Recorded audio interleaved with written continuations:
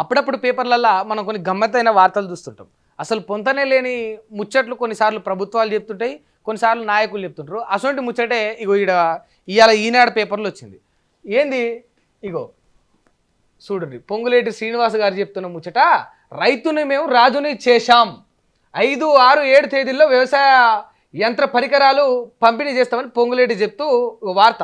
రైతులకు సంఖ్యలు వేసిన పరిపాలన భరాసాది, అయితే రైతులను రాజులుగా నిలబెట్టిన పాలన కాంగ్రెస్ దని రెవెన్యూ, గృహ నిర్మాణ, సమాచార, పౌర సంబంధాల శాఖల మంత్రి పొంగులేటి శ్రీనివాసరెడ్డి పేర్కొన్నాడు. వీళ్ళట రైతులను రాజులు చేశారట, చేస్తున్నాం కాదు.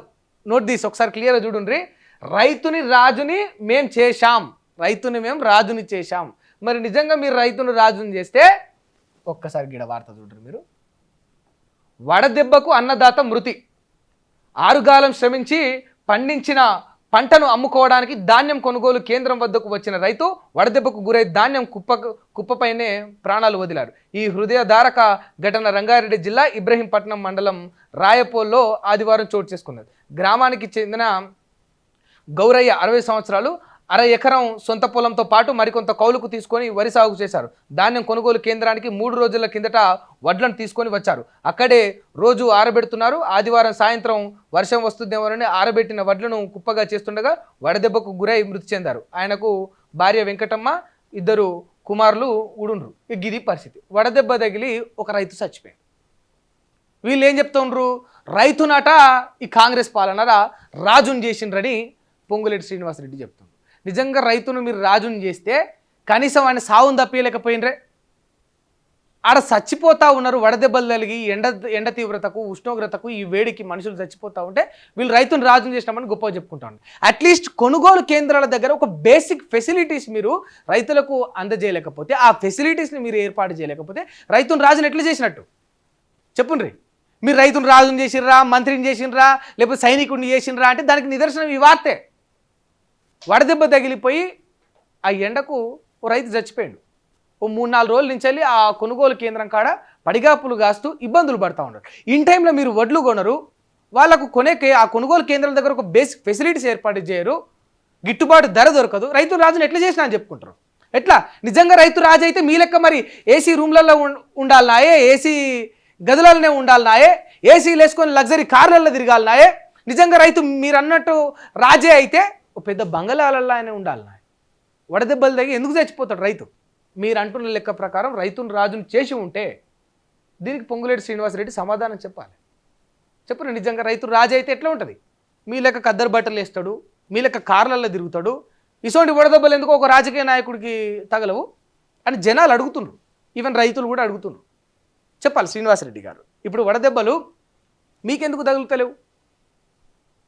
ఎండల పడిగాపులు కాస్తుంటే కొనుగోలు కేంద్రాల కాడ వడ్లు కొనుక్కోకపోతే ఇటువంటి ఈ రకమైన ఇబ్బందులు ఎదుర్కోవాల్సి వస్తుంది రైతులు. వాళ్ళకి ఆ నీడ్స్ ఏవైతే ఉంటాయో ఈ సీజనల్గా మీరు అకామిడేట్ చేయాలి. దట్ ఈస్ వాటిని ఏర్పాటు చేయాలి. అవి చేయడానికే కదా మీరున్నది. రాజును చేశామని చెప్పుకొని పేపర్లలో వార్తలు వచ్చేసరికి గ్రౌండ్ లెవెల్లో గ్రౌండ్ రియాలిటీ అది రైతులకు కల్పించాలి. అది కళ్ళకు కట్టినట్టు కనపడాలి. ఆ యొక్క ఫెసిలిటీసు అవి ఉపయోగాలు వాళ్ళకి అందాలి, వాళ్ళకి చేరువు కావాలి. అప్పుడు నిజంగా వాళ్ళకి ఏమైనా రాజుని చేసిన ఫీలింగ్ వస్తుంది. ఎందుకంటే రైతులు కూడా ఏం కోరుకోరు. నేనేదో రైతు మీద సింపతితోటి ఆ ఉద్దేశంతో మీ లెక్క కార్లు, బంగ్లాలను ముచ్చట మాట్లాడారు. నిజంగా ఒక రైతుకి ఏముంటుంది? ఆశ ఉంటుందా? అత్యాశ ఉంటుందా? పెద్ద పెద్ద కోరికలు ఉంటాయా? ఏముండదు. ఓ 6 నెలలు కష్టపడి ఎండనక, వాననక, సలనక దుక్కి దున్నిన పొలాన్ని ఆయన ఎంతైతే కష్టపడి ఎంతైతే పెట్టుబడి పెడతాడో ఆ పెట్టుబడి ధర మాత్రమే రావాలని కోరుకుంటాడు. గిట్టుబాటు ధర అంటాడు. అంటే ఒక 500 పెట్టి ఒక అంగి తయారు చేస్తే ఎవరన్నా దయ చూపి 550 రూపాయలకు కొంటే చాలు అని గట్ల. అది కూడా మళ్ళా అలా చెమట ఉంటుంది, కష్టం ఉంటుంది, ఇబ్బందులు ఉంటాయి, ఏడుపు ఉంటుంది, బాధలు ఉంటాయి, శ్రమ ఉంటుంది, అన్నీ ఉంటాయి. ఇన్ని పెట్టి చేసిన తర్వాత ఆయన ఆశపడేది ఏంటి? గిట్టుబాటు ధర. ఇదే రైతుకుండే కోరిక. ఇంకా గిట్టుబాటు ధరను మీరు అందించలేరు, రైతును రాజును చేసినామంటారు. ఇన్ టైంలో వడ్లు కొనరు, రైతును రాజును చేసినామంటారు. ఓ క్వింటాల్ వడ్లు కొనాలంటే అందులో తేమ అని, మట్టి అని, రాళ్ళని, అదని ఇదని ఓ 4-5 కిలోలు తీసేస్తారు. ఇదా రైతును రాజును చేయడం అంటే? చెప్పండి. నిజంగా రైతును రాజును చేసే లక్షణాలు అవి అలాగుంటాయి. ఎందుకంటే ఇట్లా పడిగాపులు కాసే పరిస్థితి రైతులకు ఉండదు. దాన్ని మీరు నిజంగా తప్పించినాడు రైతులు రాజులైనట్టు.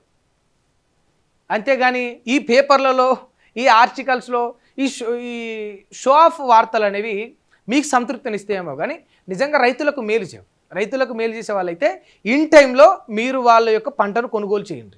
కొనుగోలు కేంద్రాల దగ్గర ఉండాల్సిన బేసిక్ ఫెసిలిటీస్, ఆ యొక్క అవసరాలను రైతులకు ఏర్పాటు చేయండి.